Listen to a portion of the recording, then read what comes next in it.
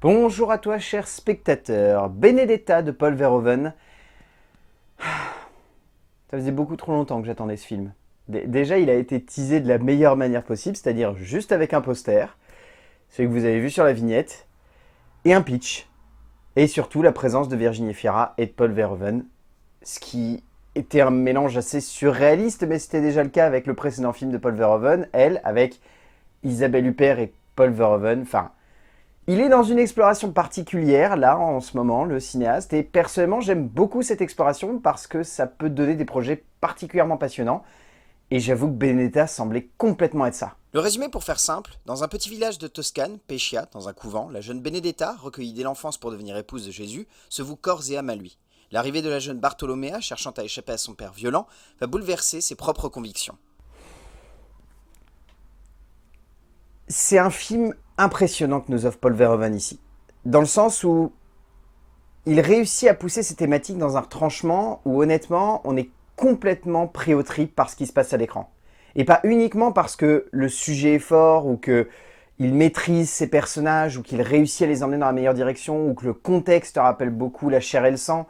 C'est simplement parce que le film va jusqu'au bout de son ambition de base, va jusqu'au bout de sa petite idée qui est de questionner le désir dans un endroit où normalement il n'existe pas. Questionner le fantasme dans un endroit où il est péché. Questionner un personnage dans une condition où littéralement elle ne devrait jamais se trouver. Et à partir de là, le film va réussir à être à la fois un film très féminin, en même temps qu'une œuvre très romanesque, en même temps qu'un immense film historique, en même temps qu'une vraie réflexion autour de la croyance et des actes divins. Tout ça au sein d'un seul film. Et c'est ça en fait qui m'impressionne. Derrière, il y a des petites maladresses, il y a des sensations de longueur, il y a des instants où on a un peu l'impression que le cinéaste en fait des caisses, mais pour autant, le tout fonctionne, mais alors totalement, nous embarque complètement dans son délire, nous passionne de bout en bout, enfin, on est complètement subjugué et le film a une ambiance de dingue qui prédomine tout le long métrage et qui fait en sorte que tout du long, on est dans une espèce de sensation, si ce n'est oppressive, en tout cas un petit peu confinée dans cette petite ville et j'ai trouvé ça absolument génial. Le cinéma est un art provocateur entre les mains d'un certain type de metteur en scène, avec une vision assez atypique et unique du 7e art, et clairement il y a des auteurs qui ont un dessin particulier de ce qu'ils veulent offrir au cinéma et de ce qu'ils veulent offrir aux spectateurs avides de frissons et de grandes expériences. Paul Verhoeven est un immense metteur en scène qui a toujours cherché à pousser le spectateur dans une direction réflexive, autour de l'idée de désir et surtout autour de l'image que l'on se fait de celui-ci. Et ici, mêlé à l'idée de religion, de croyance et d'actes surnaturels et divins, cela donne lieu à une œuvre assez folle dans son genre, pour un moment de cinéma complètement impressionnant et assez fou. En termes d'écriture, le film est donc basé sur le roman Immodest Act de Judith C. Brown et le film est donc écrit par David Burke et Paul Verhoeven. David Burke avec qui il avait déjà travaillé sur elle. Là, ici, ce qui est assez impressionnant, c'est que l'écriture choisit vraiment d'être une immense épopée autour de Benedetta et de construire un personnage de l'enfance jusqu'à l'âge adulte. Et par le biais de ça, je trouve que les deux auteurs arrivent à emmener le récit dans une direction où franchement on ne s'y attend pas du tout. Et ce qui est intéressant, c'est que le film fonctionne sur le même gimmick que Basic Instinct.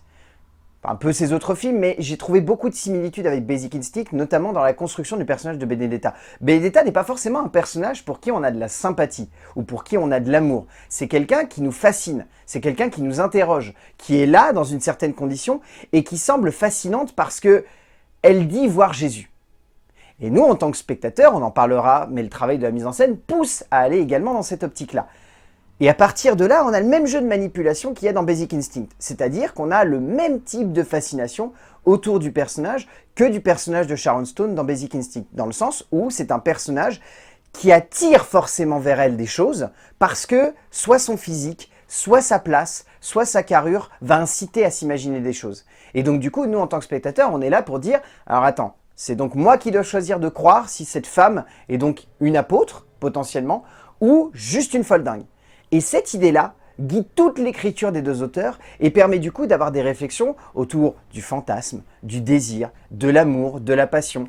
Tout ce que Paul Verhoeven adore et qu'il arrive à pousser dans un extrême avec David Burke.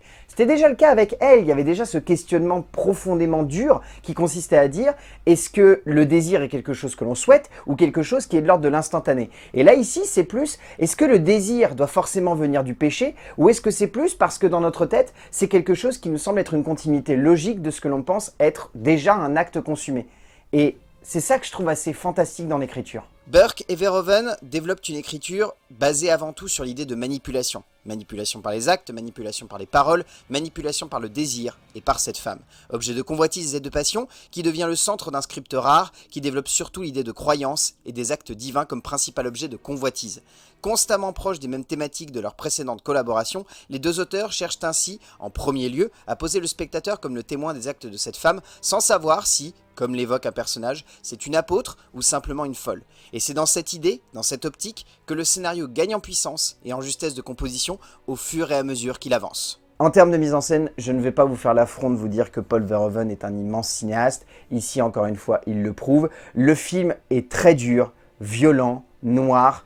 Il oscille constamment entre des traits de comédie quasiment. Il y a des instants où on est vraiment en train de rire. Il y a d'autres instants où c'est plus du cynisme. Il y a d'autres instants où on est complètement fasciné. Le film va constamment osciller sur plusieurs tableaux et c'est ce que je trouvais être la grande force du cinéma de Paul Verhoeven, qui était déjà présente dans tous ses autres films. Tous ces autres films étaient souvent des films qui avaient un fond de satire, ou un fond un peu cynique, ou un fond de comédie noire. Et ici, encore une fois, Benedetta ne va pas exclure cette règle. Clairement, Paul Verhoeven est une nouvelle fois en train de constamment remanier les codes d'un certain cinéma. Et ici, l'épique et le romanesque se mêlent par instant à des traits de comédie, à des traits de films d'épouvante, à des traits de drame historique, à des traits de films quasi érotiques dans un certain sens. Et c'est ce mélange, cette espèce de pot pourri qui pourrait sonner comme un peu bizarre, qui arrive à donner de l'impact à tout ce qui se construit à l'écran.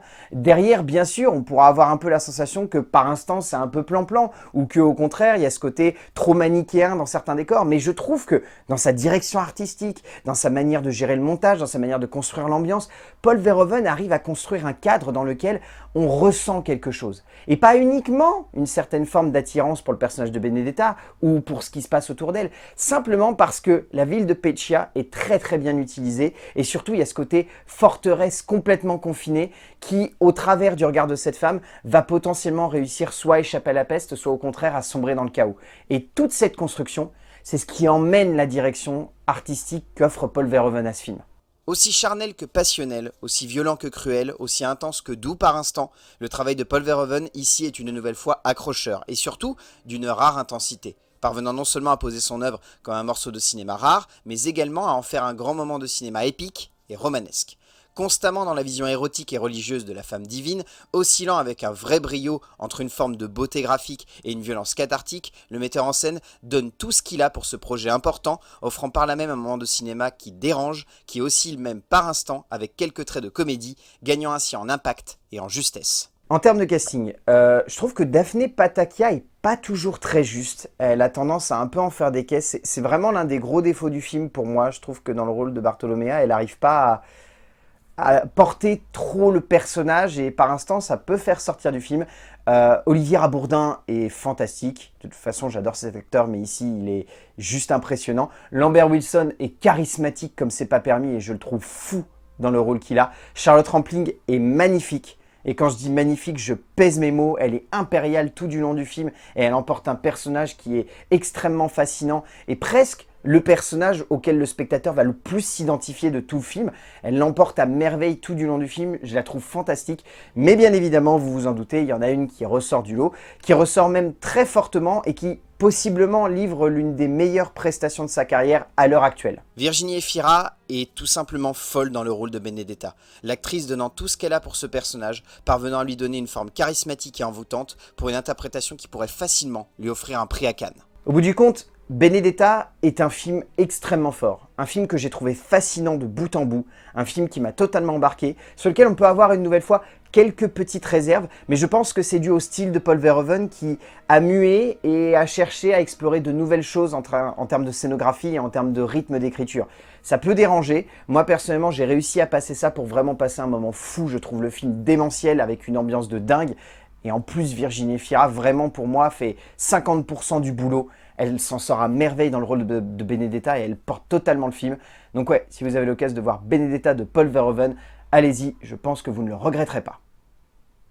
A plus!